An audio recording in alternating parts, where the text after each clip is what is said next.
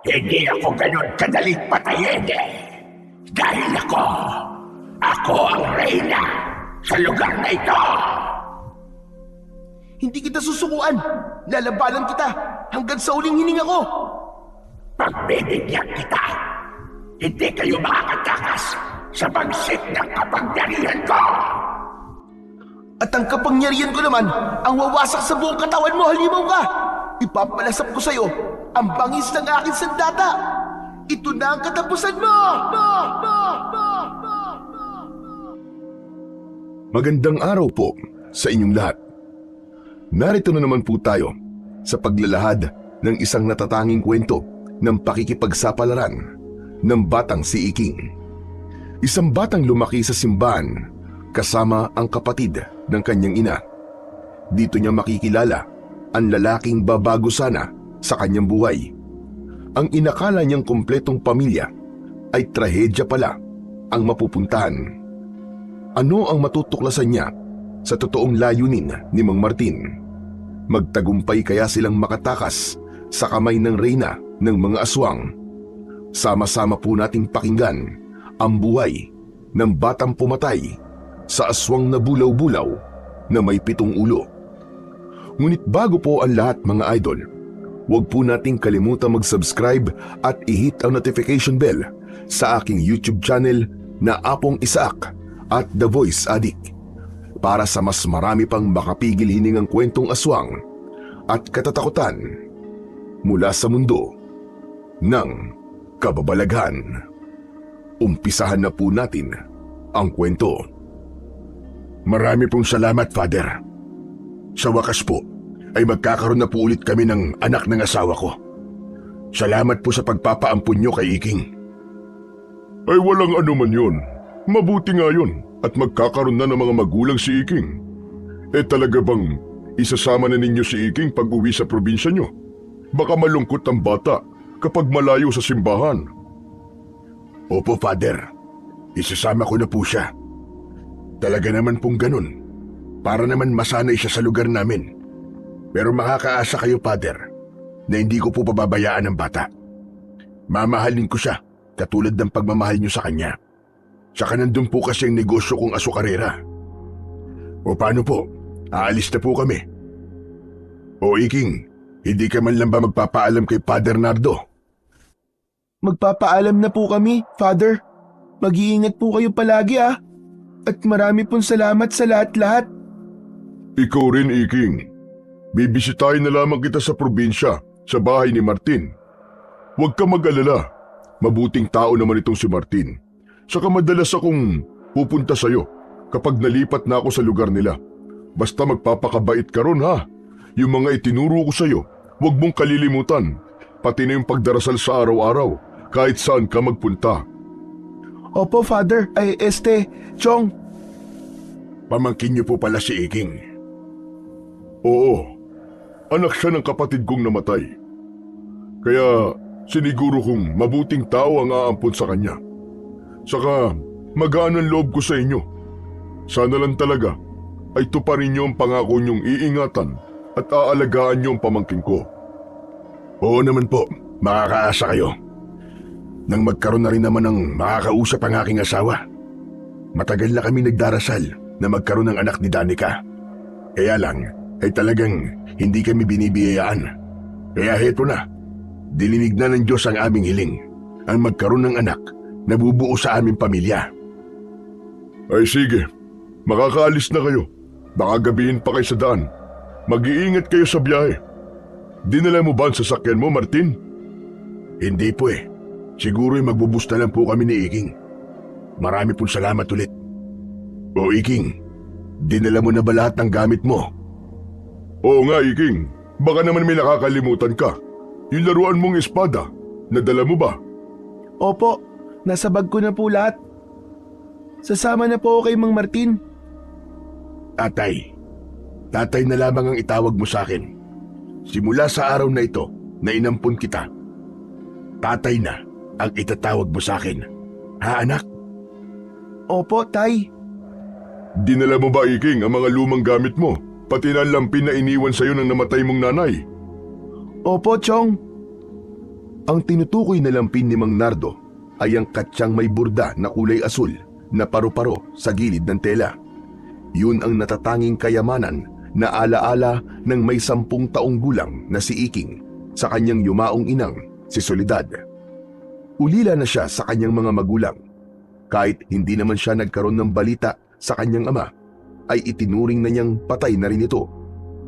Lumaki siya sa simbahan at pinalaki ng mga pare na nadedestino sa simbahan hanggang sa tuluyan na siyang alagaan ni Mang Nardo. Masayahing bata si Iking at may takot sa Diyos.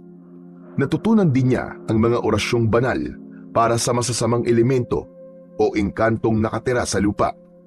Bukod pa roon, ay tinuruan din siya ni Mang Nardo ng mga pagsasanay kung paanong ipagtatanggol ang sarili kapag malalagay siya sa panganib. Dahil yun sa nangyari sa kanyang ina nang bigla na lamang itong nawala. Nang muling makita ay wala na itong buhay at wakwak ang tiyan.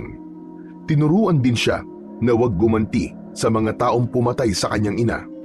Sa halip ay ipaubaya na lamang niya sa parusang ipapataw ng Panginoon sa mga nilalang na sangkot sa pagkamatay ng kanyang inang si Soledad.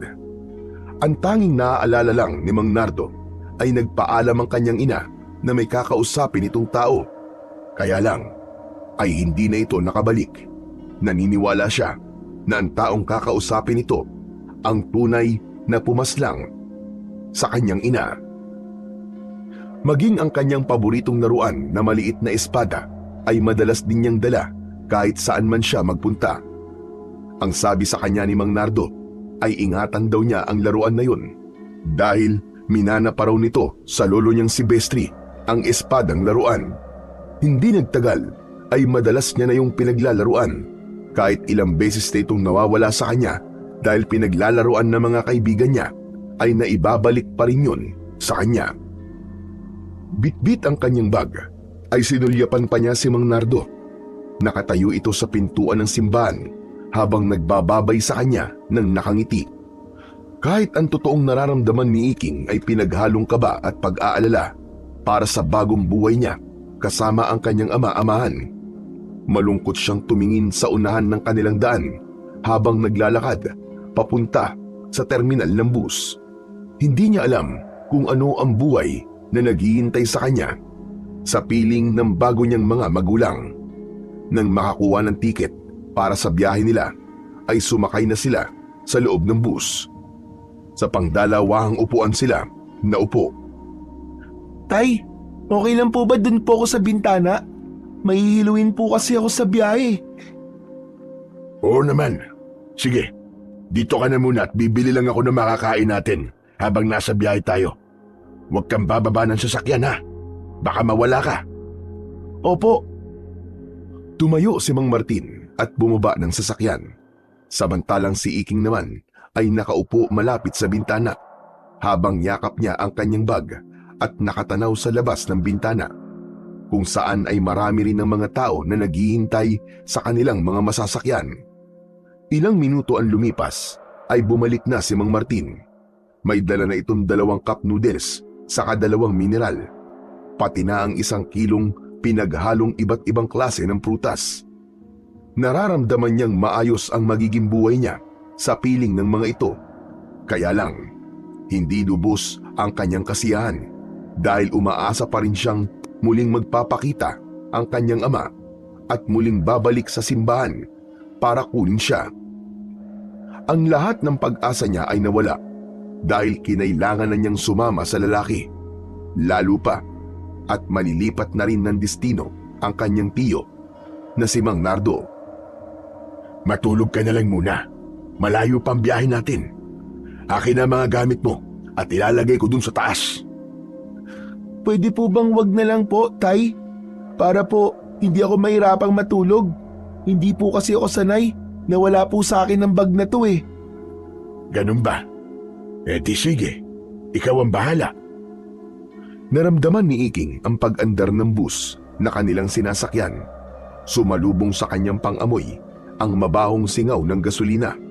Sa palagay niya ay mahihirapan siyang bumiyahe dahil minsan na rin siyang naisama ni Mang Nardo sa bayan at wala siyang ibang ginawa kundi ang magsuka sa amoy ng gasolina.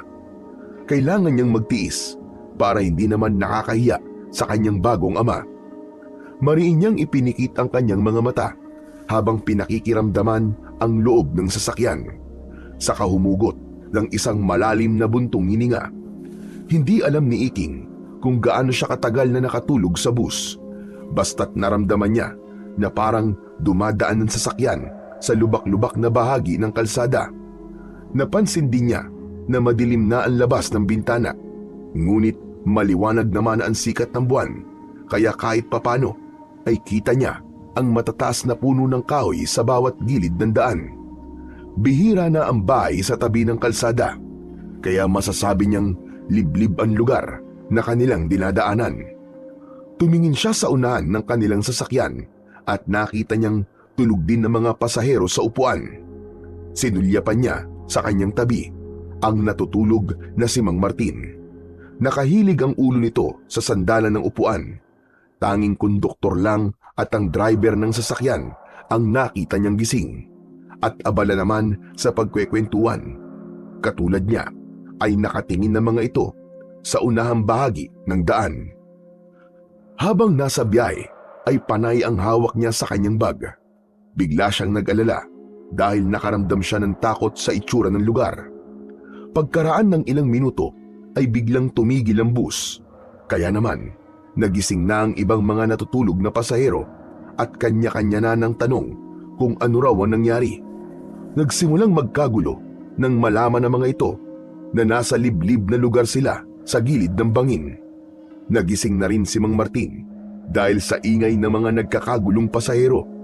Ang iba pa nga na hindi nakatiis ay napatayo na sa upuan at sumilip sa unahan ng sasakyan. Dismayado ang lahat sa klase ng lugar. Anong nangyari, Iking? Bakit tayo biglang tumigil? Sabi po ng driver ng bus, meron daw po nakaharang nakatawan ng nyog sa unahan po ng daan. Ano ka mo? Paano nangyari yun? Wala naman puno ng nyog sa lugar na ito. Tilipin mo sa bintana at makikita mo, halos puno lang ng kahoy ng nara o di kaya ay santol ang makikita sa daan. Marami namang kagad na nakikiusyoso sa unahan ng sasakyan. Sandali nga at matignan ko. Teka, mukhang hindi naman nyog ang nakaharang sa daan. Diyos ko, mga kasama, hindi yan nyog, kundi katawan ng ahas ang nakaharang sa unahan ng ating daan. Magsipasok kayo rito, huwag kayong lalapit. Ano po sabi niyo, Tay? Ahas po nakaharang na yan sa daan na halos kasing laki ng katawan ng puno ng nyog. Oo anak, tama ka. At galit siya sa maingay. Nagsigawan ang mga tao sa unahan ng sasakyan nang makita ang paggalaw ng malaking ahas sa unahan ng daan at inatake nito ang mga pasaherong bumaba ng sasakyan para makiusyoso. Nilapa nito ang napuluputang tao sa harap mismo ng sasakyan. Kaya naman, nagpanik na ang mga nasa loob ng bus, kanya-kanyang lusot sa bintana para makatakas. Habang si Iking naman ay mahigpit na napakapit sa braso ni Mang Martin.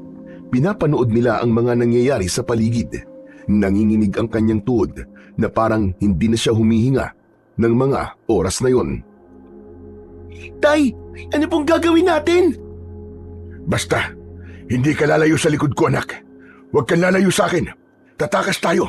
Hahanap lang tayo ng tamang tiyempo. Tay, nakakatakot po ang itsura niya. Papalapit na po siya sa atin. Hindi na naituloy ni Iking ang iba pa niyang sasabihin nang makita ng malapitan ang itsura ng nilalang. Meron itong 7 ulo ng tao na may buhok ng kagaya sa ahas, habang mapula ang mga mata na parang nagbabagang apoy. Kumislap yun sa liwanag mula sa sasakyan. Alam niya ang tungkol sa ganitong uri ng aswang dahil madalas na nagkikwento sa kanya ang unang pari na nag-alaga sa kanya noon.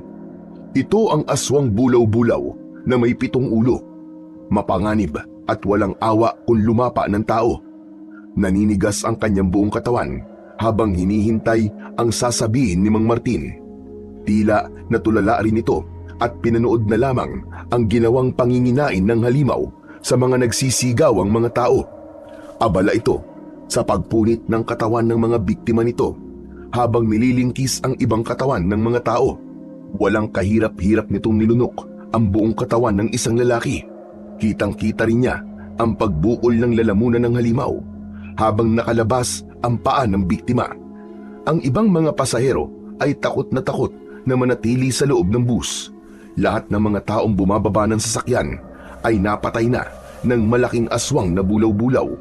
Ang mga natitira namang pasahero sa loob ng bus ay nag-iiyakan dahil sa labis na takot. Huwag kayong maingay! Hayaan nating isipin niya na wala ng laman ng tao ang bus na to. Hihintayin nating matapos siya sa kanyang pagkain bago tayo aalis. Manong driver, nakikiusap po kung isara niyo ang pinto ng bus, pati na mga bintana. Tay, natatakot po ako. Huwag kang matakot, anak. Alam kong aalis din yan kapag nabusog siya. Saka hindi tayo pababayaan ng Diyos. Manalig ka lang. Diyos ko, totoo po pala talaga ang taong ahas na aswang na bulaw-bulaw. Ang pito niyang ulo ay mabangis pa sa isang ahas na kobra. Habang ang gitnang katawan niya po ay may 2 kamay. Mahahaba rin po mga kuko sa kanyang daliri. Ganon din ang malaas niyang dila. Meron din siyang mga kaliskis sa balat ng kanyang tagiliran. Sa palagay ko po, tay, walang sandata ang makakatalo sa kanya. Hindi na po tayo makakalis dito. Basta't magtiwala ka lamang sa Panginoon, anak. Makakaalis tayo rito. Makakaligtas tayo dito. Nakita nila na dahan-dahang nilalapitan ng driver ang pinto ng bus para sana ay maisara. Kaya lang, napansin kagad ito ng aswang na bulaw-bulaw. Bigla nitong binangga ng ulo ang salamin sa unahan ng sasakyan at dinukot ang driver. Nagsisisigaw itong humihingi ng tulong. Sa harap mismo nila ay kitang-kita nila kung paanong nilingkis nito ang katawan ng driver. Laking gulat din nila nang biglang lumabas ang apoy sa bibig ng aswang at binugahan ito ang katawan ng lalaki. Umalingaw-ngaw ang sigaw ng mga tao sa loob dahil sa labis na takot. Hindi nila inaasahan ang kakayahang yun ng halimaw. Hanggang sa tuluyan na ngang lumaki ang bibig nito at nilumod ng ahas ang kaawa-awan driver ng kanilang sasakyan. Nagkagulo ang mga tao sa loob at nag-uunahang makababa. Ang iba naman ay sa bintana na dumaan. Dala ng matinding takot ay may mga nagtutulakan pa ng mga tao sa kagustuang mailigtas ang kanilang mga sariling buhay. Napuno ng sigawan, ingay at iyakan ang loob ng sasakyan. Ngunit hindi nila inaasahan ang mga sumunod na nangyari. Isa-isang pinagpira-piraso ng aswang na bulaw-bulaw ang katawan ng mga taong lumabas ng sasakyan, habang si Mang Martin at Iking naman ay nanatiling nasa loob ng bus. Nagtago sila sa ilalim ng upuan, habang nanatili silang nakasilip sa ginagawa ng aswang. Kitang-kita ni Iking na lumaki ang bibig ng aswang at nilumod ang natitirang tao. Parang hayok sa laman at hindi pinakain ng ilang araw sa labis na gutom. Hindi sila makagalaw sa huliang bahagi ng sasakyan, katabi ng nakabukas na pintuan, habang hindi inaalis ang paningin sa halimaw. Tay, parang hindi po siya nabubusog sa paglumog sa mga tao. Ano pong gagawin natin? Basta dito lang tayo, anak. Hindi tayo aalis. Talagang hindi siya makakaramdam ng busog dahil 7 ulo ang kailangan niyang pakainin. Hindi ko alam kung bakit siya nakarating dito. Para bang madalas niya itong ginagawa sa mga sasakyan dumarayo sa Barrio San Felix. Talagang hindi na mapigilan ang paglaganap ng lagim sa lugar na ito. Ang ibig niyo po ba sabihin, alam niyong may aswang na bulaw-bulaw sa lugar na to? Pero bakit dito niyo po ako dinala? Dahil meron akong dahilan. Kung hindi ko to ginawa, tiyak na may mangyayaring masama sa iyo at sa tiyo mo. Hindi ko alam kung bakit ikaw ang gustong ampunin ng asawa ko. Nakita ka niya nang minsang nagsimba siya sa parokya ni Nardo. Kaya hanggat hindi pa ako sigurado, ay hindi ko masasagot ang tanong mo. Ang mahalaga, kasama kita at sisiguraduhin kung ligtas ka. Alam po ba ito ni Tiyo? Bakit ako po? Bakit ako ang gustong ampunin ng asawa niyo, Tay? Basta, hindi pa ako sigurado sa totoong dahilan niya kung bakit kanya kinuha sa simbahan. Basta't sumunod ka na lamang sa lahat ng sasabihin ko. Pagdating natin sa bahay, ay magkukunwari kang walang alam sa totoong pakay ko sa'yo. Ang gusto ko lang ay masiguradong ligtas ka. Hindi ko alam kung bakit iba ang kutob ko sa nangyayaring ito sa atin. Tay, nakita na po tayo ng aswang na bulaw-bulaw. Bubugaan niya po tayo ng apoy. Hindi nga nagkamali si Iking. Agad na nagbuga ng makapal na apoy ang bibig ng taong ahas at sa isang iglap ay nasunog ang unahang bahagi ng sasakyan. Wala nang inaksayang oras ang dalawa. Kagad silang humanda sa pagtalon. Tara na! Lumabas na tayo ng sasakyan!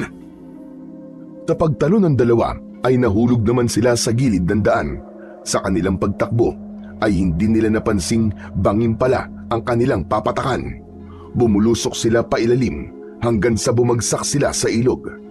Malakas ang agos ng tubig at tinangay sila sa malalim na bahagi ng ilog, habang ang bag na dala ni Iking ay hindi pa rin niya binibitiwan.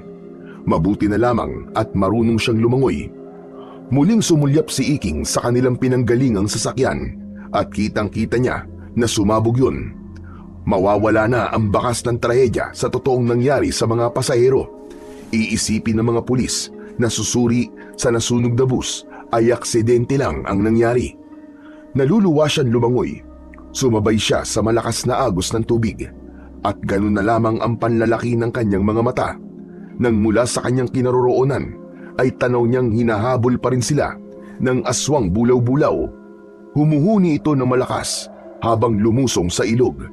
Nakalutang ang pito nitong ulo sa ibabaw ng tubig, na kahit liwanag lang ng buwan ang nagsisilbing tanglaw sa ilog ay malinaw niyang nakikita ang nagbabaga nitong mga mata. Takot na takot siyang naluluwa na mas binilisan pa ang paglangoy habang tinatawag si Mang Martin. Tay, nasa na po kayo? Hinahabol pa rin po tayo ng aswang na bulaw-bulaw. Malapit niyo na po tayo maabutan. Diyos ko, gusto ko pa pong mabuhay. Ayoko pa pong mamatay. Gawin yun, anak! May nakikita ka bang nakalawit na sanga ng kahoy malapit sa tubig? Doon tayo kumapit para makaahon tayo sa pampang ng ilog. Bilisan mo! Kailangan natin pumunta sa kakahuyan para makapagtago tayo sa makapal na halamang gubat. Ginawa lahat ni Iking para wag siyang magkamali sa paglangoy. Hila niya ang nakalutang na bag na gawa sa leder, kaya hindi kagad ito pinasok ng tubig. Pilit niyang tinawid ang malakas na agos ng tubig para mahawakan ang nakausling sanga ng puno. Subalit bumibigat na rin ang kanyang katawan, dala ng matinding pagod. Idagdag pa ang lakas ng agos na pumipigil sa kanyang paglangoy. Naninigas na rin ang kanyang mga binti. Mabuti na lang at nagawang hawakan ni Mang Martin ang kanyang mga kamay. Hinayaan nilang tangayin sila ng umaagos na ilog hanggang sa sangang nakalawit sa tubig. Mahigpit silang kumapit sa sanga at umahon sa ilog. Kaya lang ay hindi pa man sila nakakapagpahinga ay palapit na sa kanila ang aswang bulaw-bulaw. Galit na galit ito na walang tigil sa paghuni ng malakas. Bilisan mo, Iking! Takbo na! Huwag kang titigil! Gawin mo ang lahat para hindi tayo maabutan ng halimaw na yon! Halos magkasabid-sabid ang paa ni Iking sa pagtakbo, makatakas lang sa ahas na humahabol sa kanila. Nawala ang tapang ni Iking at napalitan ng takot nang magsimulang magbuga ng apoy ang halimaw. Nagkahiwalay silang dalawa ni Mang Martin sa gitna ng kakahuyan at siya ang naiwang nakatayo habang hinihintay ang paglapit ng aswang. Hindi na siya makagalaw sa kinatatayuan dahil sa labis na takot. Maya-maya pa ay dahan-dahan itong gumagapang papalapit sa kanya, habang ang pitong ulo nito ay lahat nakatingin sa gawin niya, habang nakangising tila nakakita ng bagong pagkain. Nakakasuka ang itsura nito habang nakalabas ang malalagari nitong mga ngipin. Ganon din ang mabuhok nitong mga ahas na nakabuka ang mga bibig. Huwag kayong lalapit! Nakikiusap ako! Huwag niyo akong sasaktan! Maawa na kayo sa akin! Ngumisi ang bulaw-bulaw at inilabas nito ang mahaba, manipis at malasangan nitong dila. Parang nablangko ang kanyang utak sa gustong gawin ng kanyang katawan. Kaya nang makita niya ang pagtatangka nitong magbuga ulit ng apoy, ay hindi na siya nagdalawang isip na hindi tumakbo. Nailagan niya ang apoy na lumabas sa bibig ng aswang. Parang bumilis ang kanyang pagkilos dahil sa takot. Ganon din ang magaan niyang pagtalon papunta sa kabilang direksyon ng daan. Habang yakap ang kanyang bag, mabilis siyang tumakbo sa daan na tinahak din ni Mang Martin. Tay! Nasaan na po kayo? Tulungan niyo po ako! Patuloy sa mabilis na pagtakbo si Iking hanggang sa marinig niya ang boses ni Mang Martin. Nagtatago ito sa makapal na halaman na para bang alam nito na dito siya dadaan. Nagpalinga-linga sa paligid si Iking at nakita nga niyang nakasilip ang kanyang ama sa siwang ng malagong dahon ng halamang gubat. Mabilis siyang lumapit dito para magtago. Dito anak! Dito! Dito tayo pansamantalang magtatago! Habang ang kanyang dibdib ay para ng binabayo ng maso dahil sa takot, ilang minuto pa ang lumipas ay dumaan sa kanilang harapan ang higanting aswang na bulaw-bulaw habang gumagalaw ang 7 ulo nito. Ang kamay ay parang kumukumpas sa hangin na dinadala sa ilong nito. Tila yun ang ginagamit nitong pang-amoy para malaman kung saan sila nagtatago. Huwag kang mag-alala anak. Kahit na matalas ang kanyang pang-amoy, matatalo siya ng amoy ng halamang gubat na to. Kaya hindi niya tayo makikita. Huwag ka lang lumikha ng ingay. Tay, makakaligtas pa po ba tayo rito? Saka, paano na po mga kasama natin pinatay ng aswang na yun? Saka na lamang natin iisipin yun anak. Ang mahalaga, makaligtas tayo sa nilalang na yan. Malapit naman sa lugar na to ang aking mansyon. Kaya maya-maya lang ay makakaalis na tayo rito. Nang makita ni Iking at Mang Martin na nakaalis na ang aswang bulaw-bulaw, saka lang sila lumabas sa pinagtataguan. Maingat silang naglakad. Tinahak nila ang makitid na daan papunta sa labasan ng kagubatan habang panay ang linga sa paligid. Naramdaman niya ang paghampas ng hangin sa kanyang katawan. Kaya naman, gumapang ang lamig sa kanyang nabasang damit. Nangangatal ang kanyang labi na hawak pa rin ang kanyang bag. Tay, malayo pa po ba ang bahay niyo sa lugar na to? Malapit na tayo, Iking. Pagkalampas natin ng tubuan, ay ang malaking bahay ko ang bubungad sa atin. Hindi ko pala nasabi sa'yo na meron ka makakasamang bata ron. Si Ramon. Mabait siya anak. Siya ang magiging kapatid mo habang nananatili ka sa mansyon. Pero, ang buong akala ko po ako lang po ang inampun niyo. Bakit po kayo nagsinungaling? Abay, hindi ba nasabi sa'yo ni Father Nardo? Akala ko ba ay alam mo tungkol kay Ramon? Kahit alam ko po, sana'y kayo mismo nagsabi nito sa akin. Pati ito nangyayari sa atin ngayon, Tay. Hindi ko rin po alam na may ganong nilalang sa lugar niyo. Wala po talagang nababanggit sa akin si Tio. Pasensya ka na. Masyadong magulo ang isip ko kaya hindi ko naalalang sabihin sa'yo ang totoo. Galit ka ba, anak? Siyempre naman po. Sino po ba matutuwa kapag nagsinungaling ang unang tao na pinagkatiwalaan ko? Nabigla lang po talaga ako sa sinabi niyo dahil hindi ko po alam kung bakit niyo po ako inampon. Sabi pa nga po matutuwa ang asawa niyo dahil magkakaroon na kayo ng anak. Kaya buong akala ko po ako lang po ang aalagaan niyo. Kaya nga, ayaw mo ba na meron ka ng kapatid? Lulubusin ko na ang pagsasabi sa iyo ng totoo. Ang mga batang kinukuha namin ng asawa ko sa simbahan at tampunan ay pinagtatrabaho namin sa asyenda. Tagatabas ng tubo na ginagawang asukal. Tatawarin mo ako anak, subalit maiintindihan mo rin kung bakit kita dinala rito. Yun ay para masiguradong ligtas ka. Ligtas po bang hinahabol nga po tayo ng aswang na bulaw-bulaw? Naiintindihan ko kung magagalit ka. Pero sana, patawarin mo ko at makinig ka sa mga sasabihin ko. Huwag ka na sanang magalit sa akin.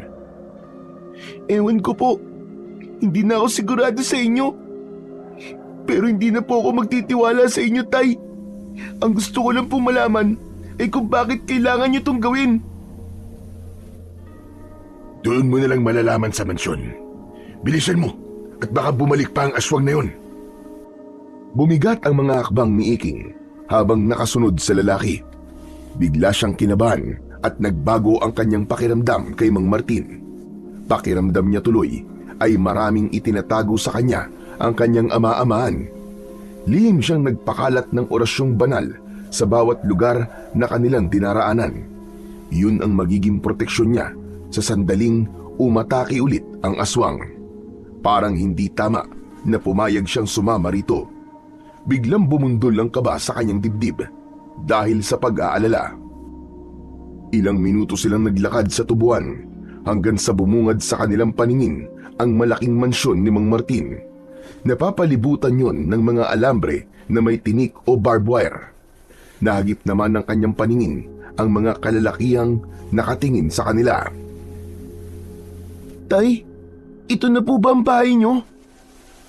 Oo anak, sasamahan na muna kita sa magiging kwarto mo para makapagpahinga ka na muna. Mamaya pa darating ang kapatid mo si Ramon at ipapakilala kita sa kanya. Marahil ngayon ay nasa tubuan pa siya at nagtatabats. Sige po. Bakit parang marami pong mga lalaki na nakapalibot po sa mansyon? Huwag ka ng maraming tanong. Malalaman mo rin kung anong magiging trabaho mo. Basta't sumama ka na lang sa akin sa magiging silid mo. Magkukunwari tayong matapang sa harap nila. Yung kunwaring matapang ako habang kausap ka para hindi sila maghinala na alam mo na ang tungkol sa gagawin mo sa lugar na ito. Hindi na nagtanong pa si Iking kay Mang Martin. Sa halip ay inabala niya ang kanyang sarili sa pagtingin-tingin sa paligid. Dumaan sila sa gilid ng mansyon at tumapat sa nakasaradong silid. Sa gilid nito ay isang lalaki na tila nagbabantay sa pinto. Bigla niyang naramdaman ang kaba sa kanyang dibdib dahil sa kakaibang mga kilos ng mga tauhan ni Mang Martin. Binuksan nito ang pinto na gawa sa matibay na tabla ng nara. Pagpasok nila sa loob ay sumalubong naman sa kanya ang amoy ng silid na parabang matagal nang hindi nalilinisan. Binuksan ni Mang Martin ang ilaw at kumalat ang liwanag sa buong kwarto. Tumambad sa kanyang paningin ang dalawang katre na gawa sa tabla ng kahoy.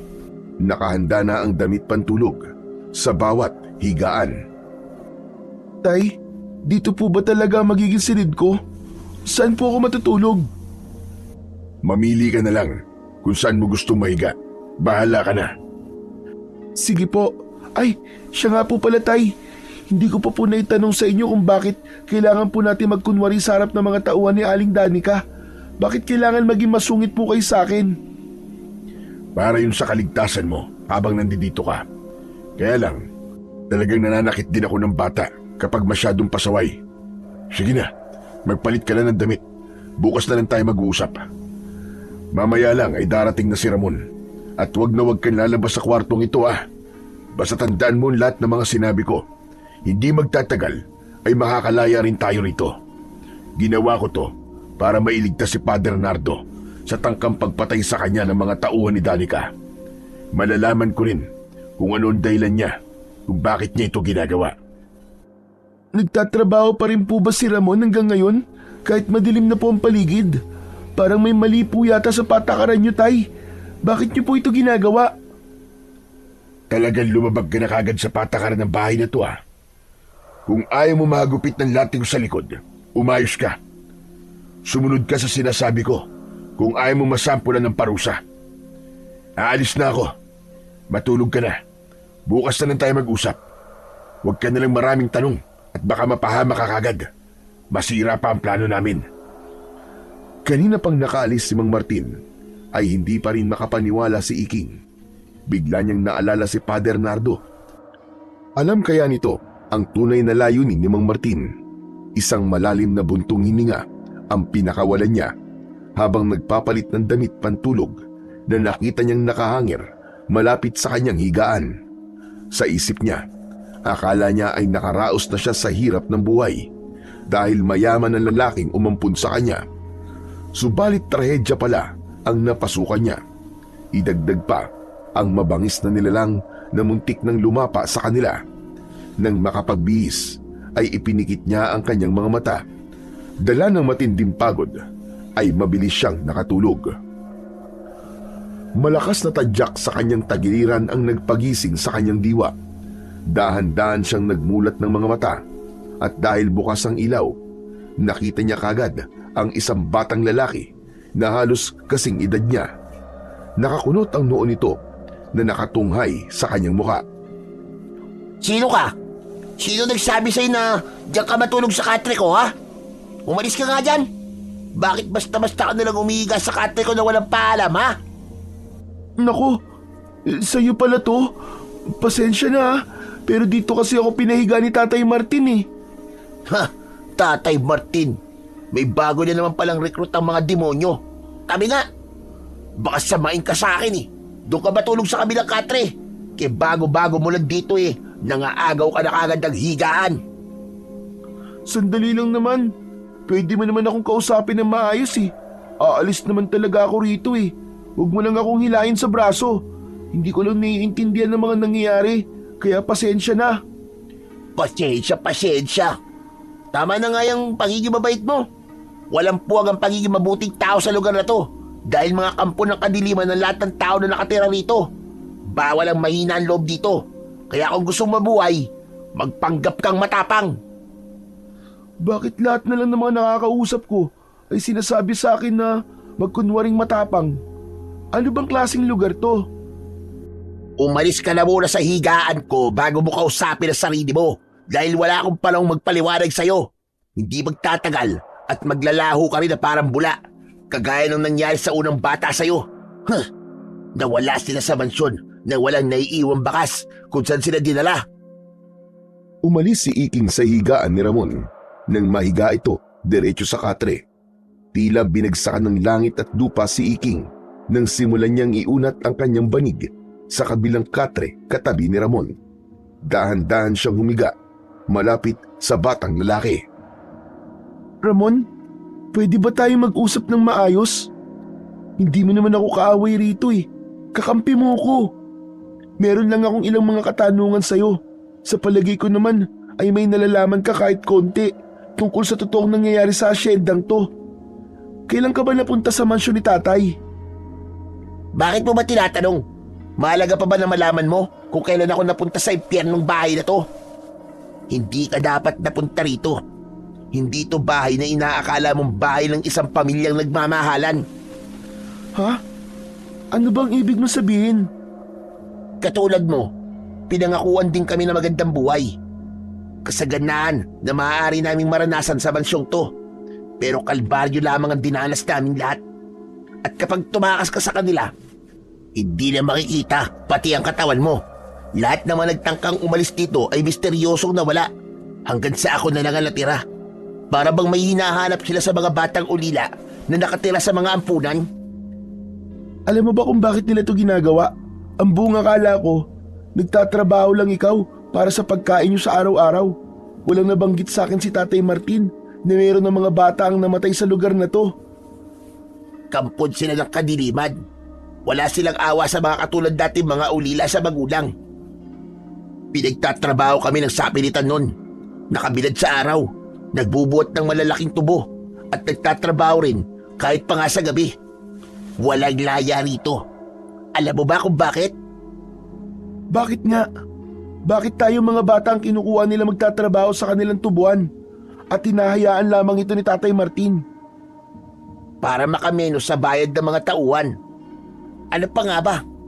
Ang iniiwasan naming lahat dito ay si Aling Danica. Siya talaga nagmamay-ari nitong buong asyenda. Siya ang asawa ni Tatay Martin. Malupit siya. Basta't hindi niya gusto mga batang mahilig makialam sa kanya, ay inaalis niya sa bahay na to at wala na kaming nagiging balita sa kanila. Subalit itong mga nakaraang araw ay meron kaming natuklasan sa kanilang mga lihim na gawain. Pwede ko bang malaman, Ramon? Saka kung delikado pala sa lugar na to, bakit kaya ako dinala ni Tatay Martin sa asyendang to? Dahil siguro may dahilan siya. Mabuting tao si Tatay Martin. Kaya nga nagtataka ako sa kanya kung bakit nagtitiis siya na makasama si Aling Danica. At ang tungkol sa natuklasan naming lihim, hindi pa namin yun maaaring ipagsabi hanggat hindi kami sigurado. Dahil sa mga narinig mula kay Ramon, ay hindi maiwasan ni Iking ang hindi mag-alala para sa kanyang kaligtasan. Bigla niyang naisip si Father Nardo. Sana ay maisipan nitong bumisita sa kanya at ialis siya sa lugar na yon kasama si Ramon. Napansin din niya ang sugatang palad ni Ramon, pati na ang mga sugat nito sa braso nang ito ay maupo sa gilid ng katre at humarap sa kanya. Pinababantayan ni Aling Danica ang bawat lagusan na maaari naming daanan para tumakas. Teka, ano nga palang pangalan mo? Ako si Iking. Ako naman si Ramon. Pasensya ka na kung nasungitan kita kanina. Siguro, nanggaling ka rin sa bahay ampunan, no? Hindi ako galing sa bahay ampunan. Nanggaling ako sa pangangalaga ng mga pari sa simbahan. Ang totoo, buhay pa ang Tiyo Nardo ko. Isa siyang pari sa simbahang kinalakihan ko. Kinailangan niyang ipaampun ako para magkaroon ng maganda at maayos na pamilya. Sumama naman ako dahil iba ang sinabi ni Mang Martin. Nangako siya na aalagaan ako na parang isang tunay na anak. Hindi niya alam ang tungkol dito. Niloko niya kami. Lahat kami rito ay ulila na sa mga magulang. Ang iba naman ay inabandonan na walang kwentang ama. Patapon na mga buhay namin. Dumagdag pa itong festive buhay na napuntahan namin. Kaya nang mawala mga kasama ko, ay walang naghanap na pamilya sa kanila. Kailangan mo rito ay lakas ng katawan at puso. Bukod sa pagtatrabaho, ay sinalay ako ni Mang Martin kung paanong lumaban at pumatay ng tao. Pero hindi naman pala tao ang pinaghahandaan namin, kundi aswang bulaw-bulaw. Teka, sandali lang. Bakit may biglang ganun na? Saka, alam mo rin ang tungkol sa aswang bulaw-bulaw? Oo naman, dahil ang mga nilalang na yun ang madalas na magbantay sa gabi sa paligid ng mansyon. Kaya nga marami sa mga dating magsasaka ay napilitang iwan na ang kanilang lupa dahil sa takot sa gumagalang aswang. Hindi ko rin alam kung bakit kami sinasanay ni Tatay Martin sa ganong klaseng gawain. Ang totoo, kunwari lang siyang matapang pero mabait naman siya. Nagiging sunod-sunuran lang siya kay Aling Danica at hindi naman alam ni Aling Danica ang tungkol sa lihim naming pagsasanay sa pakikipaglaban. Kahit mabuting tao si Tatay Martin, mali pa rin na magdala siya ng mga bata rito para ipahamak. Ang alam ko, si Aling Danica ang pumipili ng kukunin bata para ampunin. Tagasunod lang si Tatay Martin. Pero naniniwala akong may dahilan kung bakit tayo nandito. Ang mabuti pa, matulog ka na. Dahil bukas, magsisimula na ang paghihirap mo. Bigla siyang kinilabutan nang marinig ang mga yon mula kay Ramon. Tumalikod dito ng higa sa kanya, kaya napilitan din siyang mahiga sa kanyang higaan. Kinabukasan ay may hinang yugyug sa kanyang balikat ang nagpagising sa kanyang diwa. Pagmulat niya ng mga mata ay tumambad sa mukha niya si Mang Martin. Agad niyang tinabig ang kamay nitong nakahawak sa kanyang balikat. Galit na galit siya sa ginawang panluloko nito sa kanila. Lumayo ka! Sinungaling ka! Alam ko na po kung anong dahilan kung bakit niyo ako kinuha sa simbahan. Niloko niyo kami! Pasensya ka na. Pero narito ka na. Hindi ka na rin makakaalis dito nang walang pahintulot si Danica. Kapag may nangyaring masama sa akin dito, kayo po sisisihin ko. Kayo po ang dahilan nito. Kahit hindi kita kinuha sa simbahan, may ibang kukuha sa'yo ron. Hindi ko rin alam kung bakit nakasama ka sa folder ng asawa ko. Wala akong alam kung bakit lahat ng kanyang mga kinukuha ay ang mga batang nakatira sa bahay ampunan na halos lahat ay inabandonan ng kanilang ama. Nung una, ang inisip ko ay sabik siya sa pagkakaroon ng anak. Kaya lang iba ang nakikita ko. Sumunod ka na lang para hindi ka masaktan. Huwag ka munang magtanong ng kung ano-ano. Yun lang ang pakiusap ko sa'yo, Iking. Lumayo ka sa akin! Niloko mo ako! May patawag-tawag pa kayo ng anak at tatay ang itatawag ko sa inyo. Yung pala may binabalak kayo. Kapag nagkaroon ako ng pagkakataon, tatakas ako rito. Isusumbong ko po kayo sa mga pulis. Yan ang wag na wag mong gagawin. Ibang kumilos kapag pera na ang pinag-uusapan. Mas lalo ka lang mapapahamak. At baka pati ang tiyo mo ay madamay. Mabilis siyang tumayo para lumayo kay Mang Martin. Sinamaan niya ito ng tingin. Galit na galit siyang naunang lumabas sa silid. Kaya paglabas niya ng pintuan ay nagulat pa siya sa 3 tao na nakatayo sa labas. 2 lalaki at sa gitna ng mga ito ay ang magandang babae. Blonde ang buhok at may suot na kulay itim na salamin sa mata. Kahit hindi naman tirik ang araw, ngumiti ito sa kanya na nagpalabas sa dalawa nitong biloy sa tigkabila ang pisngi. Para siyang humarap sa Diyosa. Sa tingin niya ay bata pa ito at hindi bagay sa edad ng asawa nitong si Mang Martin. Mukha itong santa pero halimaw pala ang kalooban. Teka lang, bakit ang tagal niyo lumabas sa loob, Martin? Pasensya ka na. Nagtanong lang siya tungkol sa lugar na ito. Kanina ka pa ba dyan? Hindi naman. Ngayon lang ako dumating. Ang tagal mong bumalik, kaya sinundan na kita. Halika anak, sabayan mo akong kumain para makapag-usap na rin tayo. Siya nga pala Martin, samaan mo itong dalawa kong tauhan at bantayan niyo mga iba nating tauhan at baka hindi nagtatrabaho ng maayos. Isasama ko na rin si Iking. Hindi na kailangan. Ako rin ang magpapaliwanag sa kanya kung ano ang mga dapat niyang gawin. Naramdaman ni Iking ang palad ni Aling Danica na pumatong sa kanyang balikat. Sabay tingin ito kay Mang Martin na bakas ang pag-aalala sa mata. Saan po tayo pupunta? Magkwekwentuhan lang tayo tungkol sa iyong ina. Patay na siya, hindi ba? Gusto ko malaman kung anong klase siyang nanay para alam ko kung paano kitang aalagaan. Po, Espesyal ka sa lahat, Iking. Kaya ikaw ang gusto kong maging anak. Ayoko lang na matigas ang ulo at hindi sumusunod sa mga gusto ko. Ilang minuto rin silang naglakad papunta sa kusina ng mansyon. Nakita niya ang mas maraming mga lalaki na nakatayo sa paligid ng lamesa na merong nakahain na iba't ibang klaseng putahe ng pagkain. Inalalayan siya ng babae na maupo sa upuang gawa sa binarnisang tabla ng nara. Nakaharap siya sa isang mangkok na puno ng hinilis na atay. Sige na, kumain ka ng marami para tumaba ka. hindi po ako gutom eh. Busog pa po ako. Busog ka? Kumain ka. Kapag sinabi kong kumain ka, kumain ka! Nagulat si Iking sa malakas na pagsigaw ni Aling Danica.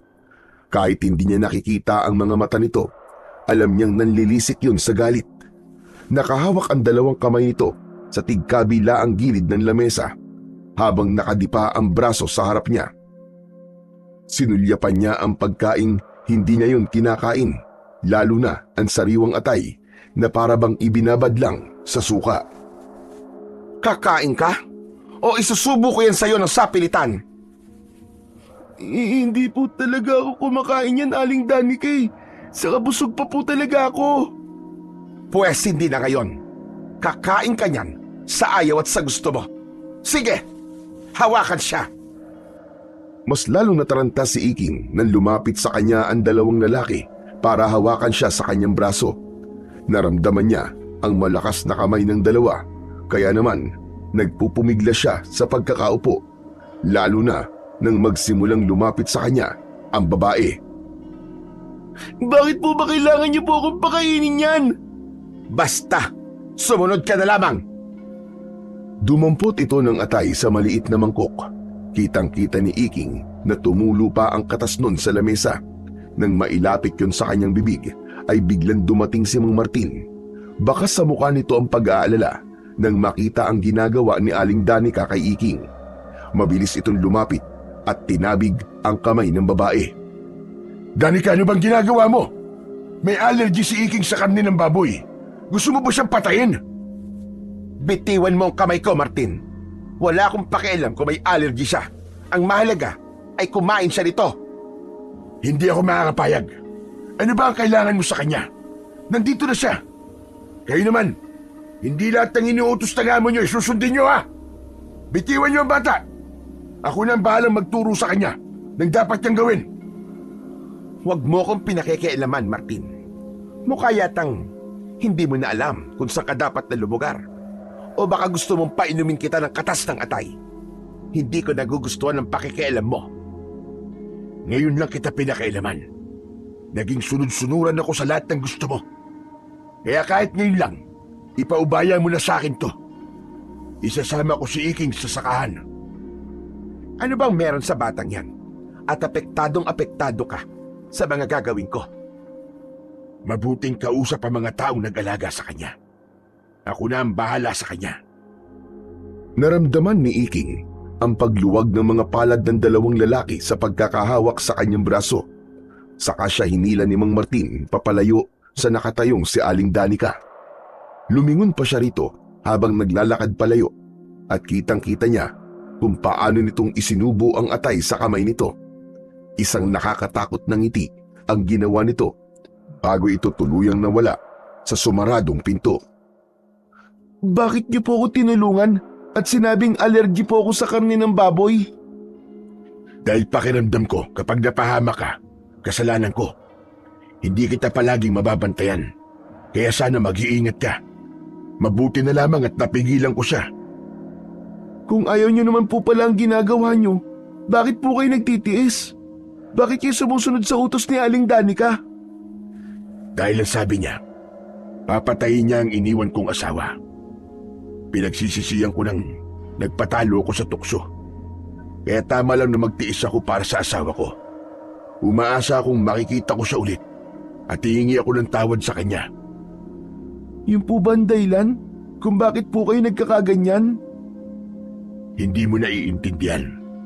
Pero biktima ako ng gayuman ng babaeng yun. Nagising ako isang araw. Nawala ng lahat sa akin. Kaya bumabawi ako sa inyo ni Ramon.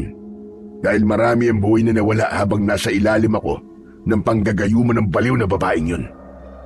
Kaya isa lang ang pakiusap ko sa'yo. Huwag ka na munang gagawa ng mga bagay na pagsisimulan ng gulo dito sa mansyon. Tara na, sumama ka sa akin sa tubuan. Kanina pa tayong hinihintay ni Ramon. Malalaki ang mga hakbang ng paa na naglakad ang dalawa papalayo sa mansyon. Halata sa nanginginig na kamay ni Mang Martin ang takot. Hindi lang maintindihan ni Iking kung bakit ganun na lang ang takot nito sa asawa.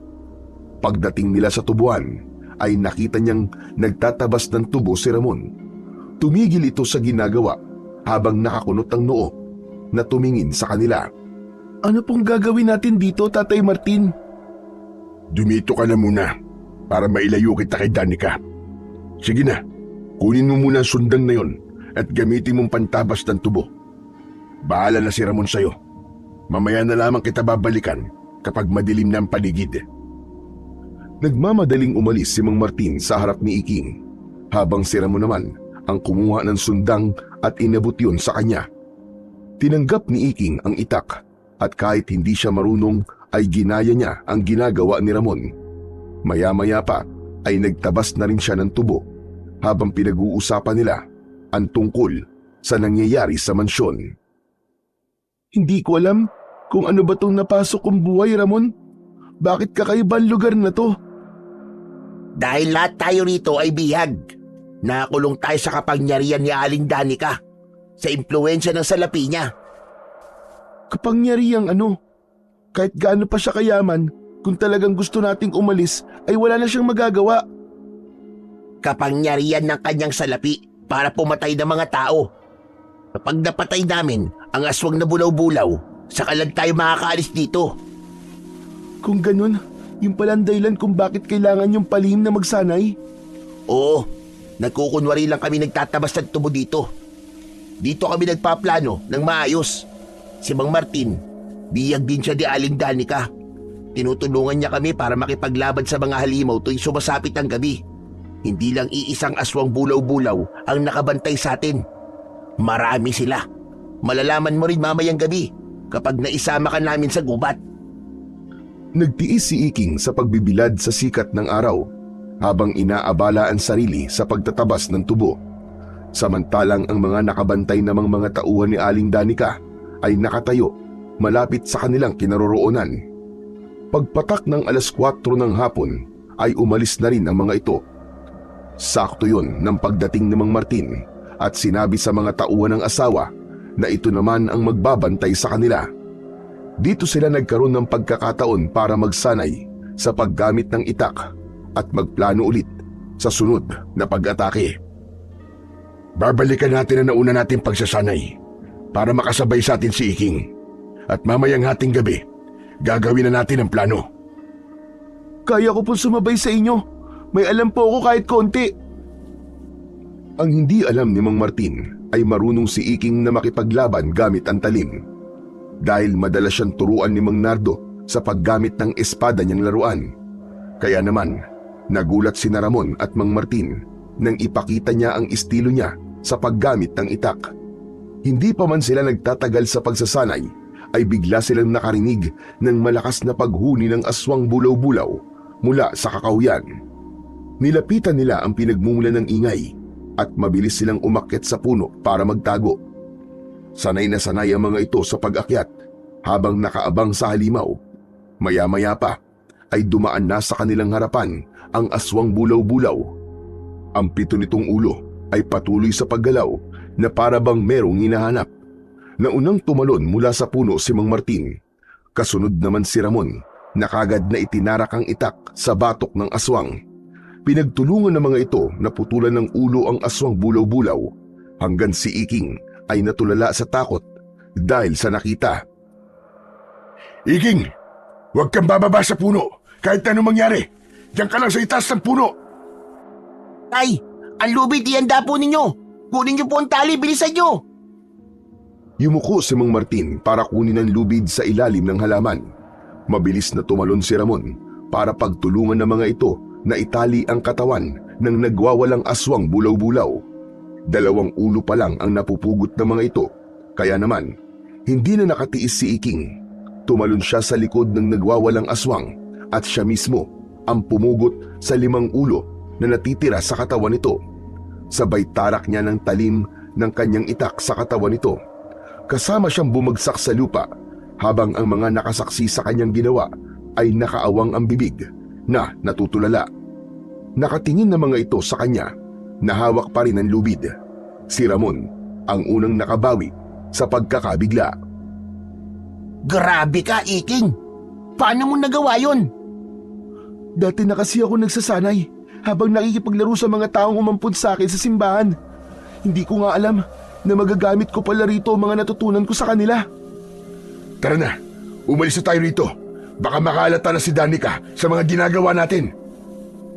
Kung napatay na po natin ang isa, nangangahulugan na 2 na lang pong aswang bulaw-bulaw ang kailangan nating mapatay para po makatakas na tayo sa lugar na to. Hindi pa tayo nakasigurado. Hindi ko pa natitiyak kung gaano karami ang inaalaga ang aswang ni Danica. Kaya nga mas kailangan natin magdobling ingat. Paano po kayo napunta sa ganitong klaseng lugar, Tatay Martin? At talagang idinamay niyo pa po ako. Katulad na nabanggit ko nung una tayong mag-usap, kung hindi ako lumapit para kunin ka, ay merong ibang tao na pupunta para ampunin ka. Mas mahihirapan ka dahil paniguradong hindi ka rito nila dadalhin. Pero bakit nga po ako? Hindi pa ako sigurado kung ano ang totoong pakay niya sa'yo.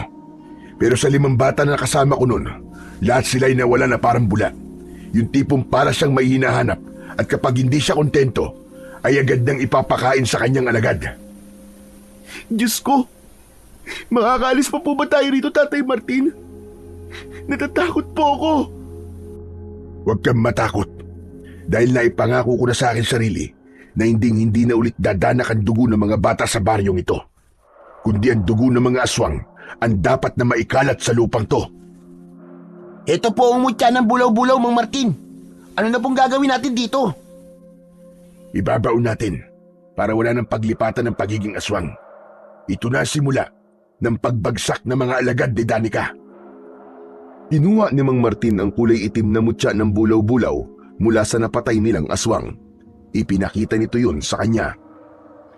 Ito ang ginagamit niya para magkaroon ng mga alagad na aswang. Kaya magpanggap ka lang na wala kang alam sa kalakaran dito. Kasalanan ko kung bakit ka napunta sa lugar na ito. Isang malaking pagkakamali ang ginawa ko nang iwan ko ang aking asawa at sumama sa babaeng hindi ko naman mahal. Hindi ko alam na may halong gayuma ang atay na ipinakain sa akin. At sa tulong ni Ramon, unti-unti akong bumalik sa dati. Kaya heto, palihim akong tumutulong sa kanila. Yung atay? Muntik na po ako makakain ng atay kanina. Balak po ba niya akong gayumahin din? Hindi, dahil balak kanyang gawing aswang bulaw-bulaw at maging alagad niya habang buhay. Sa lahat ng mga batang inampun namin, ikaw lang ang gusto niyang pakainin ng atay. Kapag nakakain ka ng atay na yun, hindi ka na makakabalik sa dati mong itsura. Habang buhay ka ng magiging alagad niya at papatay ng tao para gawing pagkain. Akin na po, Mutya. Ako na po mismo magbabaon yan sa lupa. Pagalit na kinuha ni Iking ang kulay itim na bato, saka nagdukal siya sa lupa gamit ang kanyang itak. Ibinaon niya ang mutya at dinuraan bilang pagpapakita niya ng galit. Saka sila nagpasyang umalis sa lugar na yon. Dahil nag-uusap habang naglalakad, hindi na malaya na magkakasama na nakarating na sila sa mansyon.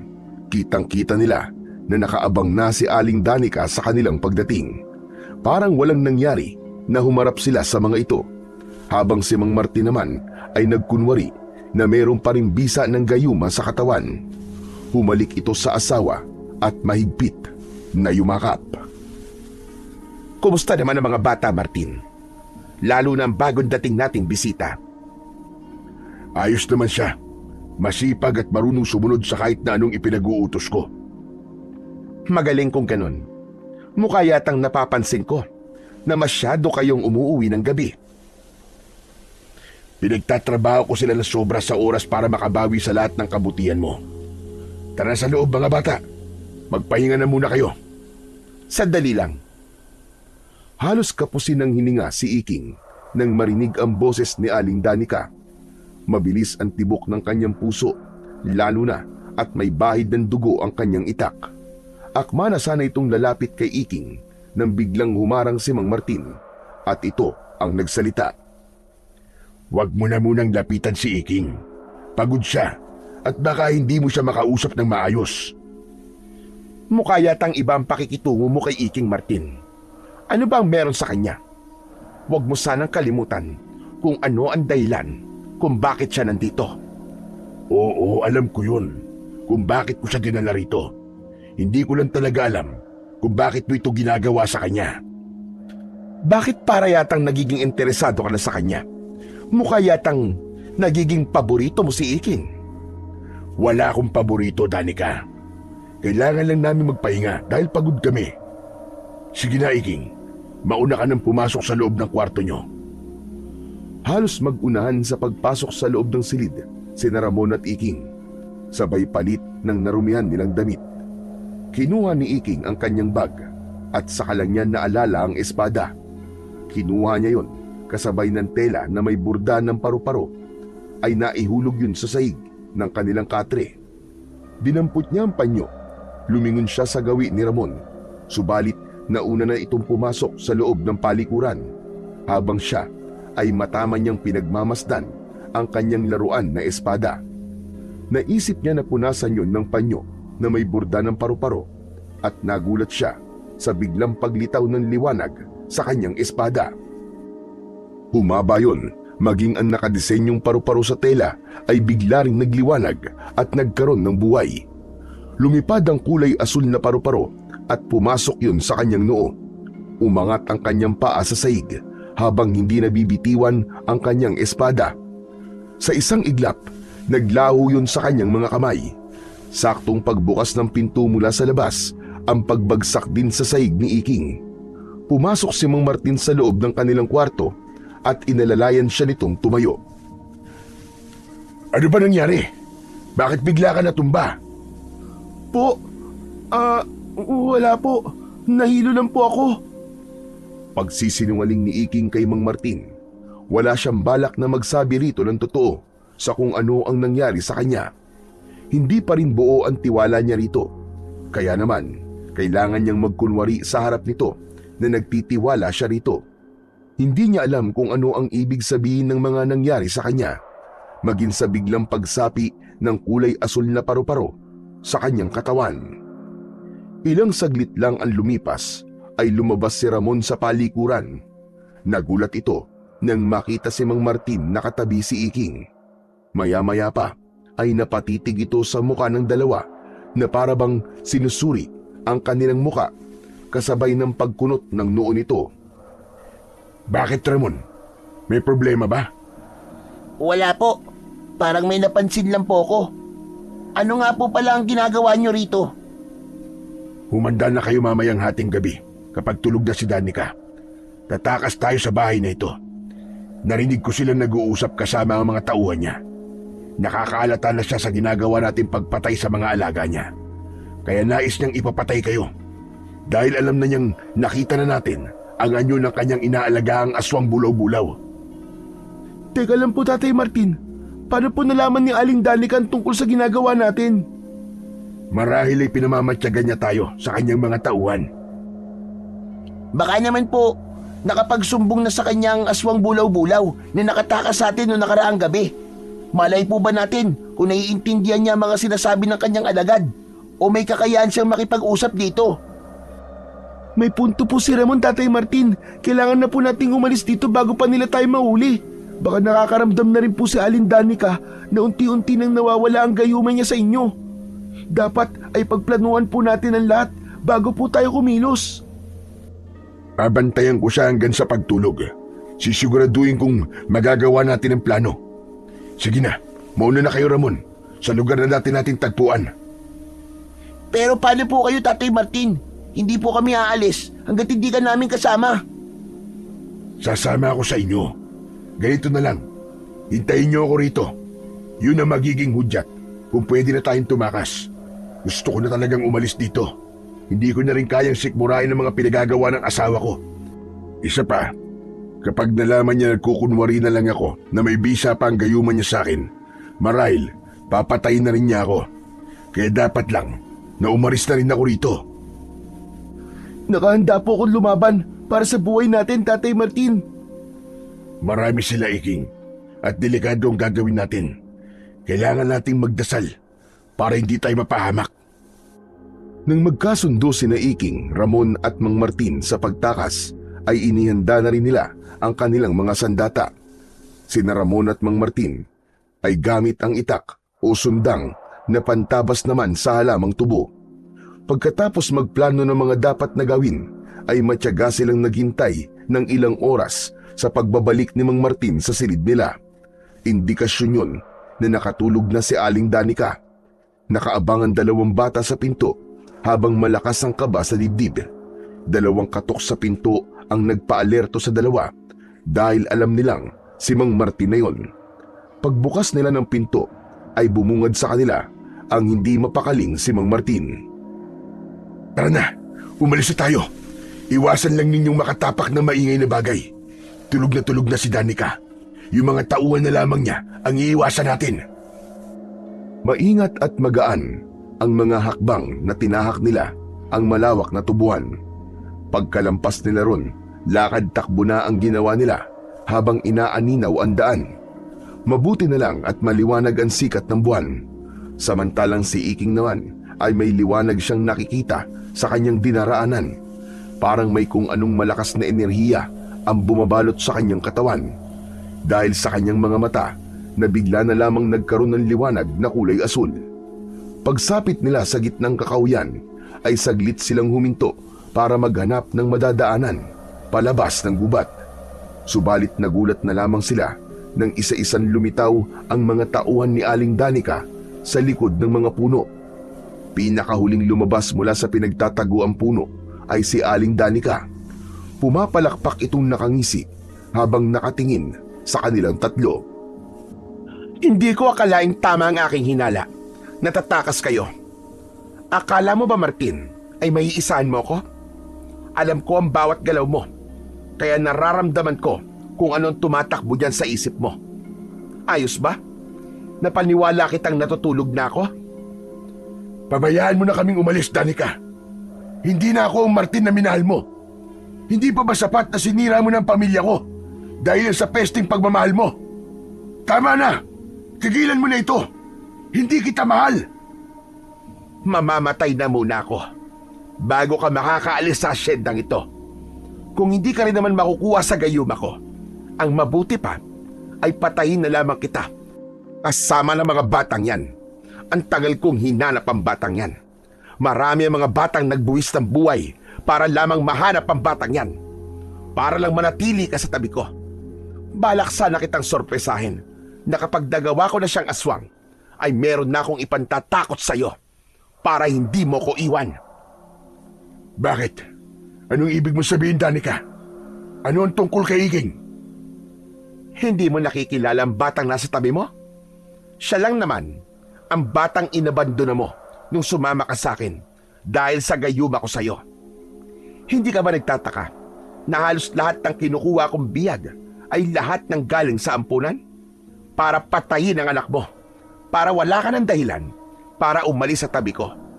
At si Soledad, ang kaawa-awang asawa mo. Anong ginawa mo sa kanyang, hayop ka? Alam mo ba kung paano siya nagmamakaawa sa akin? Napalayain ka? Nalayuan ka para sa anak niyong dalawa? Kaya lang masarap eh. Masarap ang karne ng tao. Wala siyang kaalam-alam na kaya mo siya iniwan ay dahil ginayuma lang kita. At ang batang nasa tabi mo ay ang anak niyong dalawa. Hayop ka! Demonyo ka! Kampong ka talaga ng kadiliman! Paano mo itong nagawa sa akin? Pinatay mo si Soledad, walang iya ka! Ako mismo ang papatay sa'yo! Ang buong akala ko ay totoong alam mo kung nasa ang asawa ko. Yung pala, ay niloko mo lang ako! Dahil hindi mo sinuklian ang pagmamahal ko sa'yo, mas pinili mo pa rin si Soledad kaysa sa akin. At ngayon na magkasama na kayo ng anak mo, magkasama ko rin kayong papaslangin. Hindi ako makakapayag na magkasama kayong mag-ama. Hindi rin ako makakapayag na mabuhay kang halimaw ka. Pinatay mo ang nanay ko dahil sa hayop na pag-ibig mo. Iking anak, hindi ko alam na ikaw ang anak namin ni Soledad. Kaya pala magaan ang loob ko sa'yo. Dahil anak kita. Patawarin mo ko, anak. Patawad.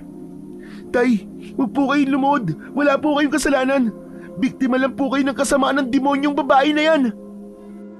Nagyakap ang dalawa na may puno ng kasabikan, habang si Ramon naman ay hindi makapaniwala sa mga natuklasan.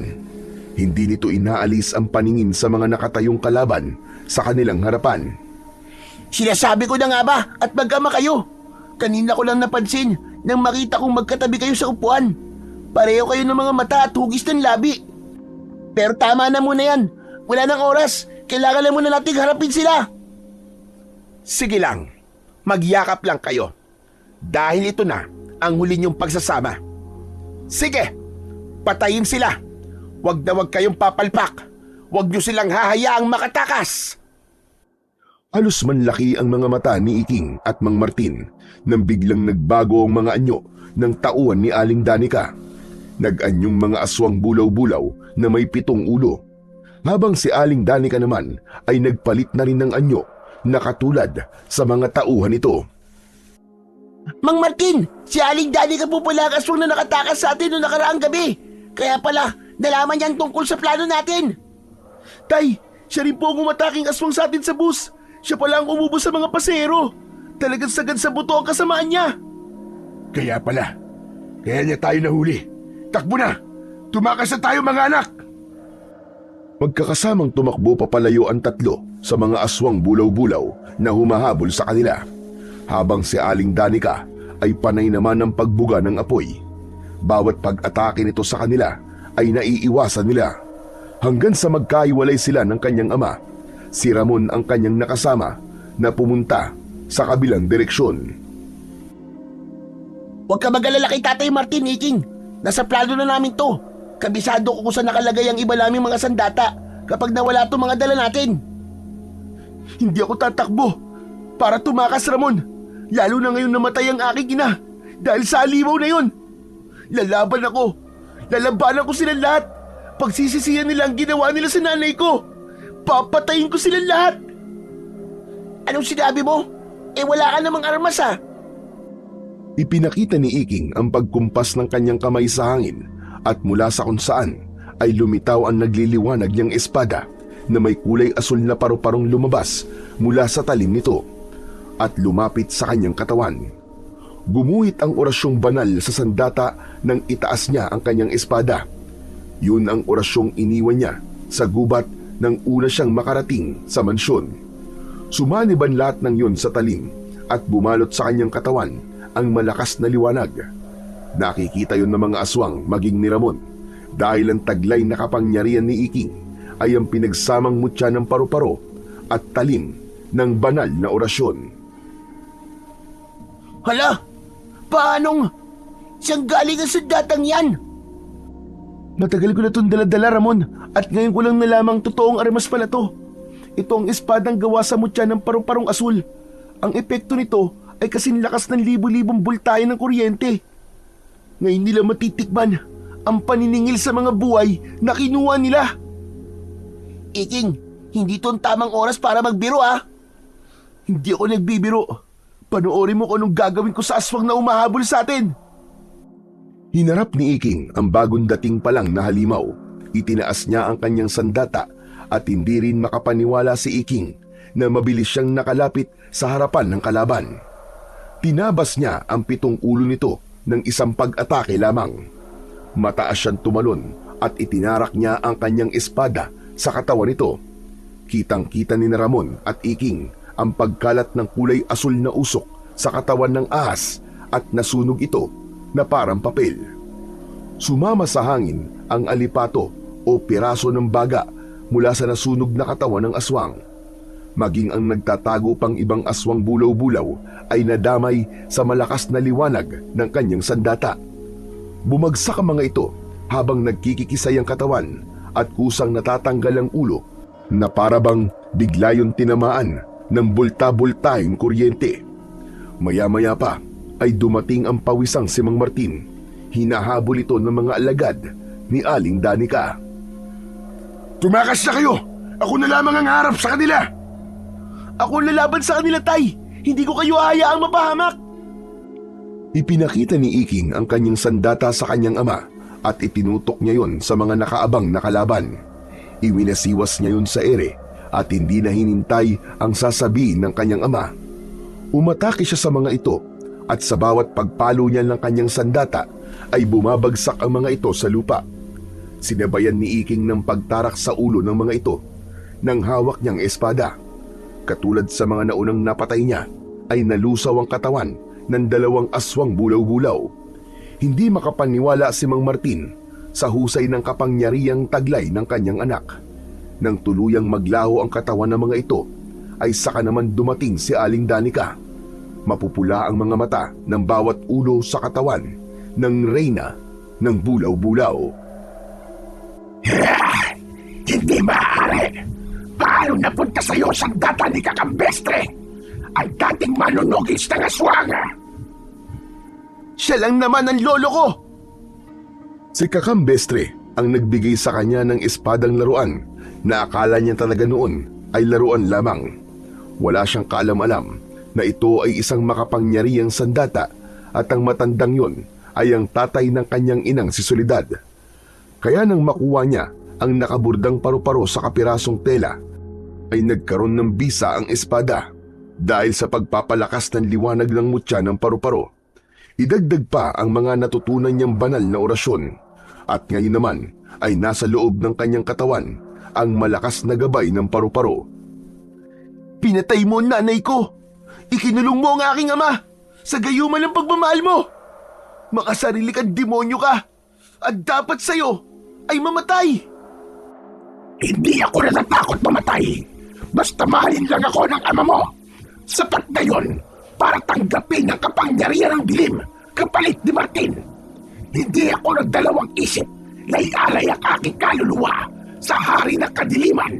Mapunta lang sa akin si Martin! Hindi mo maangkin ang pagmamahal na hindi naman para sa'yo. At kahit kailan ay hindi kita kayang ibigin. Mas gugustuhin ko pang mamatay kaysa makasama mo. Kung hindi rin na naman mapupunta sa akin si Martin, ang mabuti pa ay patayin ko na lamang kayo mag-ama. Wala akong ititira sa inyo. Hindi ka magtatagumpay! Dahil itatara ko sa dibdib mo ang espada ko na siyang lulusaw sa buong mong katawan. Natatapos sa iyong kasakiman at kasamaan. Mamamatay ka na at bumalik ka na sa impyernong pinanggalingan mo! Inikot ni Iking ang liwanag mula sa kanyang espada at sinugod ang nakatayong si Aling Danica habang nasa anyo itong aswang. Sina Ramon at Mang Martin naman ay hinarap ang natitirang halimaw na alagad ni Aling Danica. Isang mataas na pagtalon ang ginawa ni Iking papunta sa ulo ng aswang na bulaw-bulaw, pero sinalubong siya ng malakas na pagbuga ng apoy ni Aling Danica. Iniharang niya ang kanyang sandata para makontra ang makapal na apoy na tumama sa kanya. Kitang-kita nito ang pagbalot ng liwanag sa buong katawan ni Iking upang protektahan ang sarili sa init ng apoy. Nang mawala yon, ay mabilis siyang tumakbo papalapit dito at siya naman ang pumutol sa ulo nito. Ang gitnang ulo ng aswang ang kailangan niyang mapugot, subalit nagulat siya sa kanyang natuklasan. Ang naputol na ulo nito ay nagkaroon ulit ng karugtong. Tumutubo ang ulo nito mula sa naputol na bahagi ng katawan nito. Narinig niya ang malakas nitong halakhak. Hindi ako ganong kadaling patayin dahil ako ang reyna sa lugar na ito! Hindi kita susukuan! Lalabanan kita hanggang sa huling hininga ko! Pagbibigyan kita, hindi kayo makakatakas sa bagsik ng kapangyarihan ko! Ang kapangyarihan ko naman ang wawasak sa buong katawan mong halimaw ka! Ipapalasap ko sa'yo ang bangis ng aking sandata! Ito na ang katapusan mo! Pareho silang sumugod sa isa't isa at nagsalpukan sa gitna ng kakawyan ang kanilang mga sandata at kapangyarihan. Apoy laban sa nagliliwanag na espada ni Iking. Lumikha yun ng malakas na liwanag mula sa kagubatan. Ang mga kalaban ni Ramon at Mang Martin ay natunaw sa liwanag na nagmula sa espada ni Iking, hanggang sa unti-unting natatalo niya ang apoy mula sa bunganga ng aswang na bulaw-bulaw. Yeah! Ito na ang huli mong pagbuga ng apoy! Katapusan na ng kasamaan mo! Ubod lakas na itinarak ni Iking ang kanyang sandata sa katawan ng aswang. Sabay putol sa mga ulo nito. Magkakasunod na pagsaksak ang ginawa niya sa katawan nito, hanggang sa lusawin ng liwanag ang katawan ni Aling Danica. Dumating si Mang Nardo kasama ang taong bayan. Pinagtulungan ng mga ito ang natitirang isang nangihinang aswang bulaw-bulaw. Pinagsasasaksak ng mga tao ang katawan ng aswang gamit ang mga itak na pantaba sa tubo. Ito ang mga taong bayan na nakaranas ng pangmamalupit ni Aling Danica. Ang iba naman ay magulang na mga batang pinatay nito. Nalusaw na ng tuluyan ang katawan ni Aling Danica, kasabay ng paglalaho sa mga kamay ni Iking ng kanyang espada. Lumitaw ang kulay asul na paru-paro at umikot yun sa ulo ni Mang Martin. Nakita ni Iking ang paglabas ng kulay itim na usok mula sa katawan ng kanyang ama. Tinanggal nito ang natitirang gayumang ibinigay ni Aling Danica rito. Kaya naman, sa labis na katuwaan ni Mang Martin, nabuhat nito si Iking at nakangiting isayaw-sayaw sa ere. Ang galing ng anak ko! Anak ko siya! Anak ko si Iking! Paulit-ulit na pinagsisigawan ni Mang Martin ang katotohanang natagpuan na nito ang matagal nang hinahanap na anak. Maya-maya pa ay lumapit sa kanila si Ramon. Saka lang siya ibinaba ng kanyang ama at hinarap si Ramon. Masaya po ako natagpuan na po niyo ang anak niyo, Tatay Martin. Kailangan ko na pong umalis. Saan ka pupunta? Babalik ka sa ampunan? Ako ang legal na umampun sa'yo. Kami ang pamilya mo, Ramon. Nanlalaki ang mga mata ni Ramon nang maintindihan kung ano ang ibig sabihin ni Mang Martin. Idinipa nito ang braso at niyakap ng buong higpit si Ramon. Dalawa na tayong anak ni Tatay Martin, Ramon. Kaya kapatid na kita. Salamat sa tulong mo sa amin, ha? Sa sobrang tuwa ay ginulo ng kanyang ama ang kanyang buhok. Saka hinarap si Mang Nardo na nakatayo lang sa harap ng mga taong bayan. Pagkatapos nitong magpasalamat ay naluluwa ang mga matang lumapit ito sa kanya. Iking, patawarin mo ko. Hindi ko alam na munti ka na mapahamak sa pagpayag kong ampunin ka ni Martin. Tiyo, siya po ang aking ama. Ginayuma lang po siya ng aswang na si Aling Danica para abandonahin po niya si nanay. Natigilan ito sa nalaman at hinarap si Mang Martin. Maging ito ay hindi rin makapaniwalang ito ang ama ni Iking. Pambira. Talaga mapagbiro ang tadhana, bayaw. Akalain mong sa dinami-rami ng mag-aampon sa alaga ko, ang kanya palang tunay na ama ang kukuha sa kanya. Tinawag mo akong bayaw? Oo, dahil ako ang bunsong kapatid ni Ate Soledad. Hindi maitago ang saya sa mukha ni Mang Martin nang makipagkamay ito kay Mang Nardo at humingi ng tawad. Nakalaya ang mga tao sa kamay ng gahamang si Aling Danica. Naiwan ang malawak nitong taniman ng tubo sa mga taong binawian nito ng lupa. Si Mang Martin, Iking at Ramon naman ay nanatili sa mansyon na bukas para sa mahihirap at nangangailangan. Tinanggal nila ang mga nakaharang na barbed wire at nilinisan ang bawat paligid, habang si Mang Nardo naman ay nadistino na malapit sa bahay ni Iking at Mang Martin bilang pari sa simbahan ng baryo San Felix. Talaga po palang ang pag-ibig minsan ay lason. Paano po niyo natagalan si Aling Danica, Tay? Sa loob po ng ilang taon, nakasama siya. Hindi naman malalaman ang hirap, anak, dahil nasa ilalim ako ng gayuma niya. Kaya lang, isang tahanan na nawasak nang dahil sa sakim na pagmamahal ni Danica. Ako naman ay nagpatalo sa tukso at naging mahina ako para sa pamilya ko. Kaya mula sa harap ng puntod na solidad, sana'y mapatawad niya ako sa mga nagawa ko sa kanya. Nanay Soledad, kasama ko po si tatay ngayon. Sa tulong po ng gabay ng Panginoon, ay nakasama ko pong muli ang aking ama. Salamat po pala sa panyong iniwan niyo po sa akin. Siya nga pala, Soledad. May bago akong anak. Ang pangalan niya ay Ramon. Siya ang kapatid ni Iking. Diba? Dati mo pang pangarap na sana magkaroon ka ng 2 anak na lalaki. Ito na, kasama ko na sila. Tila nakikita nila ang malawak na ngiti sa labi ni Soledad habang nakaharap sa puntod nito. Masayang umalis ang tatlo sa harap ng libingan ni Soledad. Masaya rin si Iking dahil sa wakas ay magkakasama na ulit sila ng kanyang ama at bunsong kapatid. Dala ang isang aral na natutunan niya sa mga nangyari.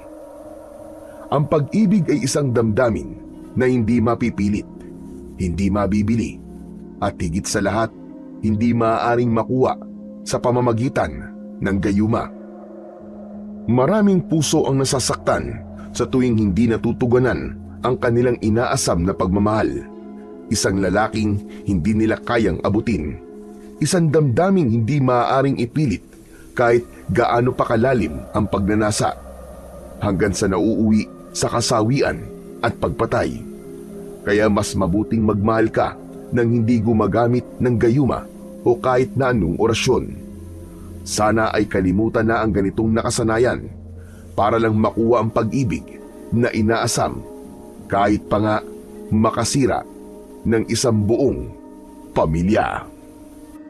So yun mga idol, sana po ay nagustuhan nyo ang ating kwento sa araw na to. Ngayon naman po, ay dumako na po tayo sa inyong pinaka-nire-request at pinaka-hinihintay na shoutout portion. Ano pa pong hinihintay natin? Eto na po. Shoutout po at maraming salamat po sa walang sawang suporta at pakikinig. Anthony Channel from Dammam, Kazakhstan. Rolando Ramos from Bulacan. Shoutout po. Renato Lidotabo. Shoutout po. Rosemary Juan, OFW na taga Bulacan. Shoutout po. Beverly Carbajosa. Shoutout po. Shen Felipe from Bacolod. Shoutout po. Risa Bella Rosales from Kuwait. Shoutout po at maraming salamat. Francesca Laroya, 1857. Shoutout po from UAE. Hello po sa Pamilya Bautista from Santa Ana, Cagayan at Family Kangan from Ilagan City, Isabela. Hello po sa inyo dyan sa mga taga Isabela. Maraming salamat po sa inyong walang sawang pagsuporta. Shoutout po ka Astro Channel. Shoutout Super Astro Boy from Canada. Hello po sa mga OFW natin dyan at mga kababayan natin Pilipino na nagtatrabaho sa bansang Canada. Shoutout po at maraming salamat Roslyn Libaten from Singapore. Shoutout po Cesar Montero. Hi po kay Jezbel Cabalhin. Shoutout po Bruce Anthony Samonte. Maraming salamat po sa inyong walang sawang pakikinig. Shoutout po Jessica Roas from Kuwait. Hello po sa mga OFW dyan sa Kuwait. Maraming salamat po sa ating mga kababayan. Shoutout po Gracie 3826 from Saudi Arabia. Shoutout po Susan Nunez Sorbito. Maraming salamat po sa inyo. At last but not the least, Ramsky 8807 ng Bahrain. Shoutout po sa iyo. Muli po, maraming salamat po sa inyong walang sawang suporta at pakikinig ng mga kwentong aswang at katatakutan sa aking munting channel na The Voice Addict at Apong Isaac. Hanggang sa susunod pa pong kwento na magpapatindig ng inyong mga balahibo mula sa mundo ng kababalaghan.